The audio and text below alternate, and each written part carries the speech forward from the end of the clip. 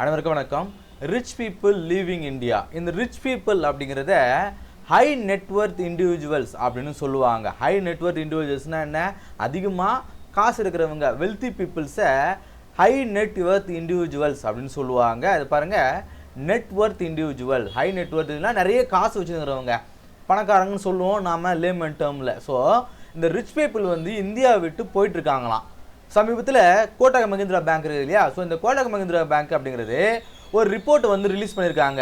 So அந்த ரிப்போர்ட்டில் என்ன சொல்கிறாங்கன்னா, நிறைய மக்கள், இந்தியாவில் இருக்கக்கூடிய பணக்காரங்கள் எல்லாருமே இந்தியாவை விட்டு வெளிநாட்டுகளுக்கு போகிறாங்க அப்படிங்கிற மாதிரியான ஒரு ரிப்போர்ட் கொடுத்துருக்காங்க. அதை பற்றி நம்ம இந்த கிளாஸில் பார்க்க போகிறோம்.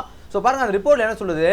Top of the pyramid India. Top of the பிரமிட்னா என்ன? ஸோ பணக்காரங்க ஸோ அப்படியே குறைஞ்சிட்டே வருவாங்க இல்லையா, கீழே ஏழைங்க வரைக்கும். ஸோ அதில் இருக்கக்கூடிய டாப் இருக்கக்கூடிய அந்த பிரமிட், அதாவது இந்த வெல்த்தி பீப்புள்ஸில் டாப் இருக்கக்கூடிய அவங்க எல்லாருமே, அதாவது டீகோடிங் அல்ட்ரா ஹெச்என்ஐ. அல்ட்ராட்னா என்ன? அதாவது அதிகமாக நெட்வொர்க் இருக்கக்கூடியவங்க. ஹெச்என்ஐனா ஹை நெட்வொர்த் இண்டிவிஜுவல்ஸ் அப்படின்னு சொல்லுவாங்க. இண்டிவிஜுவல்ஸ்னால் தனிநபர், நெட்வொர்க்னா அதிகமாக காசு இருக்கிறவங்க, ultra high net worth individuals. So இந்தியாவில் இருக்கக்கூடிய இந்த அதிகமாக இந்த ரிச் பீப்புளில் 22% பேர், 22% பேர், அதாவது 25 கோடிக்கு மேலே அவங்ககிட்ட பணம் இருக்கணும். ஸோ அந்தளவுக்கு 25 கோடிக்கு மேலே பணம் இருக்கிறவங்க ஒரு 22% பேர் இந்தியாவை விட்டு வெளிநாடுகளுக்கு போகிறதுக்கான அந்த ப்ராசஸிங்கில் இருக்காங்க அப்படிங்கிற மாதிரியான தகவலை அந்த ரிப்போர்ட் கொடுக்குறாங்க. ஸோ இது எதனால் அப்படிங்கிறத பற்றி தான் பார்க்க போகிறோம். ஸோ ரீசன்ஸ் பார்க்கும்போது, இந்தியாவில் இருக்கக்கூடிய living conditions, quality of life இல்லைங்க. நம்மளால் நினச்ச மாதிரி இங்கே வாழ முடியுமா? நம்ம தேவையான ஃபெசிலிட்டிஸ் இங்கே ரொம்ப குறைவாக இருக்குது. ஸோ அந்த ஒரு ரீசன்னால்.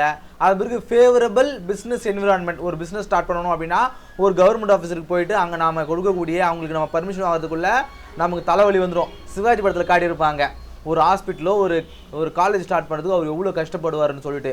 ஸோ இந்த மாதிரி ஃபேவரலான ஒரு பிஸ்னஸ்லாம் இங்கே பண்ண முடியல. அது பிறகு superior health care and education, மருத்துவ வசதியும் கல்வி வசதியும் இங்கே ரொம்ப குறைவாக இருக்குது. ஸோ அந்த இடத்துல அதிகமாக இருக்குங்க, குறைவாக இருக்கிறத தாண்டி அந்த இடத்துல நல்லா இருக்குது அப்படிங்கிற மாதிரி சொல்கிறாங்க. அது பிறகு டாக்ஸ் அட்வான்டேஜ். இந்தியாவில் வரி அப்படிங்கிறது ரொம்ப அதிகமாக இருக்குது. ரீசெண்டாக ட்ரம்ப் அவர்கள் சொல்லியிருந்தாங்க, இந்தியாவில் ஒரு டாக்ஸ் டெரரிசமே நடக்குது, டாக்ஸ் அதிகமாக போடுறாங்க அப்படிங்கிற மாதிரியான விஷயங்கள்லாம் சொல்லியிருப்பாங்க இல்லையா?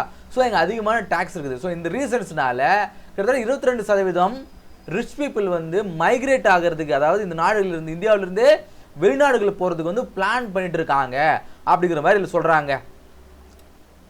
ஸோ இந்த ரிப்போர்ட்டின் வாயில என்ன சொல்கிறாங்க அப்படின்னு பார்க்கும்போது, 2023 சர்வேயின் படி என்ன சொல்கிறாங்க, இந்தியாவில் இருக்கக்கூடிய அந்த வெல்த்தி பீப்புளோட சதவீதம் என்ன அப்படின்னு பார்க்கும்போது கிட்டத்தட்ட 2.83 லட்சம் பீப்புள் அதாவது 25 கோடிக்கு மேலே பணம் வச்சுருக்கிறவங்களாம். அதாவது இந்தியாவுடைய மக்கள் தொகை அப்படிங்கிறது கிட்டத்தட்ட 145 கோடிங்க. இந்த 145 கோடியில் கிட்டத்தட்ட ஒரு 3 லட்சம், ரவுண்டாக பண்ணால் கூட ஒரு 3 லட்சம் மக்கள்கிட்ட மட்டும்தான் பணம் இருக்குது. ஸோ அந்த 3 லட்சம் மக்கள்கிட்ட எவ்வளோ பணம் இருக்குது? 2.83 ட்ரில்லியன் டாலர் பணம் அவங்க வச்சுருக்காங்க அப்படிங்கிற மாதிரி சொல்கிறாங்க. இத்தனை லட்சம் பீப்புள்ஸு. ஸோ இவங்க என்ன எக்ஸ்பெக்ட் பண்ணுறாங்க, 2028 இந்த மக்களுடைய சதவீதம் இன்னும் அதிகமாகும். 4.3 லட்சம் மக்கள் பணக்காரங்களாக இருப்பாங்க. இந்த லிஸ்ட்டில் வர ஆரம்பிச்சிடுவாங்க இன்னும் 5 வருஷத்தில். இருந்தாலும் இவங்களுடைய நெட்வொர்த் எவ்வளோவா இருக்கும்? 3.59 ட்ரில்லியன் டாலராக இவங்களுடைய நெட்வொர்த் ஆனது இருக்கும் அப்படின்றாங்க. ஸோ இந்த அளவுக்கு இருக்கும்பொழுது ஸ்ட்ராங் கன்சப்ஷன், அதிகமாக மக்கள் வாங்க ஆரம்பிப்பாங்க. அதே போல் இந்த எக்கனாமிக் க்ரோத்தும் ஸ்ட்ராங்காக இருக்கும்னு சொல்கிறாங்க. இப்போ ஒரு கான்ட்ரடிக்ஷன் மாதிரி இருக்குன்னு சொல்லுவாங்க. ஸோ இதை மக்கள்கிட்ட அதிகமாக அந்த காசு புழங்குது இல்லையா, பணம் புழங்குது இல்லையா, இது கேபிட்டல் ஃப்ளைட்டுன்னு சொல்லுவாங்க. இந்த கேபிட்டல் ஃப்ளைட்னா என்ன? Overflow of money. அதுதான் கேபிட்டல் ஃப்ளைட்டுன்னு சொல்லுவாங்க. சாரி. ஸோ இந்த கேபிட்டல் ஃப்ளைட்டுன்னு சொல்லுவாங்க. இப்போ உங்களுக்கு ஒரு முரண்படுற மாதிரி இருக்கலாம். என்ன, இந்த ரிப்போர்ட்டில் இத்தனை மக்கள் மைக்ரேட் ஆகிட்டு போயிட்டுருக்காங்கன்னு சொல்கிறாங்க, ஆனால் இங்கே இந்த அளவுக்கு பணக்காரர்களுடைய சதவீதம் இன்க்ரீஸ் ஆகும்னு சொல்லிட்டு இருக்காங்களே அப்படின்ற அந்த முரண்பாடு ஏற்படும் இல்லையா? ஸோ அதுக்கு ஒரு ரீசன் என்ன சொல்கிறாங்கன்னா, ஸோ இந்தியாவிலிருந்து ஒவ்வொரு இண்டிவிஜுவல்ஸும் வெளிநாடுகளுக்கு போகணும்னு நினச்சாலும் ஒரு வருஷத்துக்கு $250, அதாவது 2,50,000 டாலர் மட்டும்தான் ஒரு வருஷத்துக்கு ஒரு இண்டிவிஜுவல் இந்த நாட்டிலேருந்து வெளிநாடு கொண்டு போக முடியும். இது என்ஆர்ஐயாக இருந்தார்னா அவர் $1 மில்லியன் கூட இந்தியாவிலேருந்து வெளிநாடுகளுக்கு கொண்டு போக முடியும். ஸோ இந்த ரீசன்ஸ்னால தான் சொல்கிறாங்க. அதனால் உடனடியாக இங்கே இருக்கக்கூடிய எல்லா செல்வங்களையும் அவங்க எடுத்துகிட்டு வெளிநாடுகள்லாம் போயிட முடியாது. ஸோ இங்கே சில சேஞ்சஸும் நடக்கும் அப்படிங்கிற மாதிரியும் இந்த ரிப்போர்ட்டில் அவங்க சொல்லியிருக்காங்க. ஸோ பாருங்கள், இதுலேருந்து நமக்கு என்ன தெரிய வருது?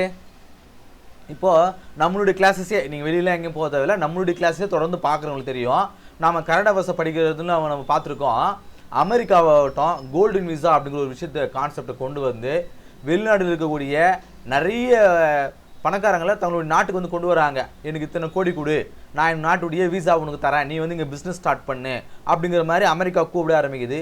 இப்போ வனாத்துன்ற ஒரு சின்ன நாடுங்க, அது ஒரு தீவு நாடுங்க. அது அந்த நாடு என்ன சொல்லுது, நீ எங்களுக்கு விசாவுக்கு நான் உங்களுக்கு அமௌண்ட் கொடு, நான் அவங்களுக்கு சிட்டிசன்ஷிப்பே ஃப்ரீயாக தரேன்றாங்க. ஏன்னா பணக்காரங்கள் நம்ம நாட்டுக்கு வரும்போது இது என்னுடைய நாடு, என்னுடைய சிட்டிசன், அந்த நாட்டுடைய சிட்டிசன் அவன் ஃபீல் பண்ணதுக்கு அப்புறம் நிறைய இன்வெஸ்ட் பண்ண ஆரம்பிப்பான். அந்த நாட்டுடைய எக்கனாமிக் க்ரோத் ஆகும்னு சொல்லிட்டு நிறைய நாடுகள் திங்க் பண்ணுது. ஸோ நான் இங்கே என்ன நடக்குது, அதிகமான வரி விதிப்பினாலும் குவாலிட்டி ஆஃப் லைஃப் இல்லாத காரணத்தினாலும் நிறைய பீப்புள் வந்து இங்கேருந்து மைக்ரேட் ஆகி போயிட்டு இருக்காங்கன்னு சொல்கிறாங்க. பாருங்கள், அட்லீஸ்ட் 22% பார்த்து கேட்குறதுல கால்வாசி மக்கள் இந்தியாவிலேருந்து வெளிநாட்டுக்கு போகணும்னு நினைக்கிறாங்க. அது இந்தியாவுக்கு பாதிப்பு தானே.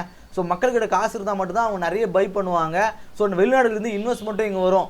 பரவாயில்ல, இவங்க நாட்டில் இவ்வளோ பணக்காரங்க இருக்காங்க, நம்ம இங்கே போனால் நம்மளுக்கு வந்து ஹெல்ப்ஃபுல்லாக இருக்குன்னு சொல்லிட்டு எந்த ஒரு இன்வெஸ்ட் பண்ணுறதுக்கு ஃபாரின்லேருந்து வரமாட்டாங்க இல்லையா. ஸோ இது நமக்கு நஷ்டம் தானே. ஸோ அதுதான் வந்து இங்கே சொல்கிறாங்க. சரிங்களா, இப்போ ப்ராக்டிஸ் கொஷனுங்க. ஸோ இந்த கொஷனுக்கான ஆன்சரை கீழே கமெண்ட்டை சொல்லுங்கள். According to the top of the Primid India decoding the ultra HNI report, what is the expected number of ultra high net worth individuals in India by 2028? அதாவது இந்த ரிப்போர்ட்டின் பிரகாரம் கோட்டாக் மஹிந்திரா பேங்க் ரிப்போர்ட் கொடுத்துருக்காங்க இல்லையா, UHNI ரிப்போர்ட்டு. ஸோ அதன்படி 2028 எத்தனை லட்சம் மக்கள் வந்து பணக்காரங்களாக இருப்பாங்க அப்படின்னு ரிப்போர்ட் கொடுத்துருப்பாங்க இல்லையா. ஸோ இந்த ரிப்போர்ட் மேலேயே சொல்லியிருப்போம் எத்தனை லட்சம் அப்படின்னு சொல்லிட்டு. இப்போ 2003 ரிப்போர்ட் கிடையாதுங்க, 2028 அவங்க ரிப்போர்ட் சொன்னாங்க இல்லையா, அந்த ரிப்போர்ட்டுடைய வெரி சாரி. ஸோ அந்த ரிப்போர்ட்டுடைய எத்தனை லட்சம் பேர் இங்கே இந்தியாவில் பணக்காரங்களாக இருப்பாங்க அப்படிங்கிறத கீழே கமெண்ட் சொல்லுங்கள். ஆப்ஷன் ஏவா, பியா, சியா, டியா அப்படிங்கிறத. சரிங்களா, சரி. இந்த கிளாஸ் உங்களுக்கு யூஸ்ஃபுல்லாக இருந்திருக்கும் அப்படின்னு நம்புகிறேன். இந்த கிளாஸுடைய இந்த பிடிஎஃப் வந்து நம்மளுடைய டெலிகிராம் சேனல் லிங்க் இருக்குதுங்க. ஸோ கீழே டிஸ்கிரிப்ஷன் கொடுத்துருக்கேன், அதில் போங்க. அந்த சேனலில் இதோடைய பிடிஎஃப் வந்து உங்களுக்கு கிடைக்கும். நோட்ஸ் ஆன்லைனில் எடுக்க முடியாதவங்க ஸோ அதை எடுத்து நோட்ஸ் எடுத்து பயன்படுத்திக்கங்க. சரிங்களா, இந்த கிளாஸ் உங்களுக்கு யூஸ்ஃபுல்லாக இருந்திருக்கும் அப்படின்னு நம்புகிறேன். அடுத்த கிளாஸ் சந்திப்போம். நன்றி.